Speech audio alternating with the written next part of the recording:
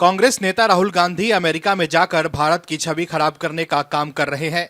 BJP से मुकाबला करने के लिए वो बीजेपी को दलित विरोधी बता रहे थे और जाति जनगणना के नाम पर मोदी सरकार को घेरते हैं। लेकिन अब बीजेपी को कांग्रेस को घेरने का बड़ा मौका मिल गया है, जिससे राहुल गांधी का खेल खराब हो सकता है। दरअसल कांग्रेस के लिए हरियाणा चुनाव का कुरुक्षेत्र दिन प्रतिदिन मुसीबत का सबब बनता जा रहा है। जुतम पैजार ऐसी है कि रोज के रोज नए नए कलेश हरियाणा कांग्रेस के भीतर देखने को मिल रहे हैं। यानी कि आप कह सकते हैं कि राजनीतिक कलेश के रंग हरियाणा कांग्रेस के संग। एक हरियाणा में कांग्रेस का हुड्डा गुट है तो एक तरफ शैलजा गुट है, तो वहीं एक रणदीप सिंह सुरजेवाला का भी गुट है। कांग्रेस के लिए मुश्किल ये है कि वो समझ ही नहीं पा रही है कि हरियाणा में दलितों की संख्या लगभग 21% है और कांग्रेस को डर ये लग रहा है कि अगर कुमारी शैलजा नाराज होती हैं तो कहीं न कहीं दलितों की एक बड़ी आबादी का कांग्रेस से मोह भंग हो सकता है। लेकिन कांग्रेस कह रही है कि सब चंगासी, लेकिन कुमारी शैलजा के तेवर देखकर तो ऐसा ही लग रहा है कि कांग्रेस के अंदर वर्चस्व का दंगासी। क्या है खबर, बताते हैं आपको इस रिपोर्ट में।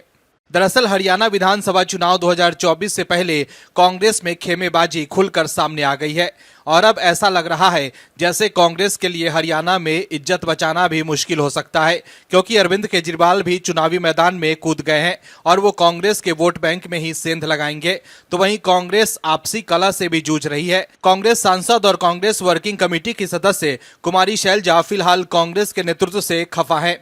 खबर के मुताबिक सूत्रों ने बताया है कि वो सिर्फ और सिर्फ भूपेंद्र सिंह हुड्डा वाले गुट को तवज्जो दिए जाने से नाखुश हैं। कुमारी शैलजा हफ्ते भर से हरियाणा में कांग्रेस के प्रचार अभियान में नजर नहीं आई हैं।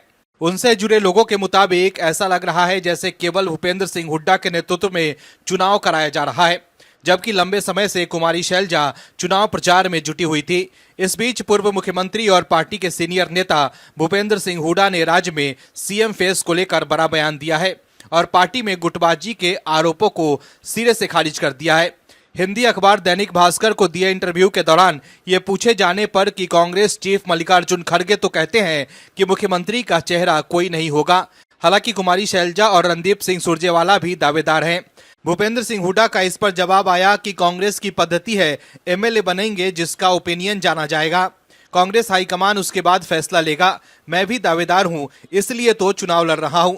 हालांकि भूपेंद्र सिंह हुड्डा ने यह भी कहा कि दावेदार और भी हो सकते हैं, जरूरी नहीं कि एमएलए ही मुख्यमंत्री बने। वहीं अब बीजेपी को भी कांग्रेस के खिलाफ बड़ा हथियार मिल गया है।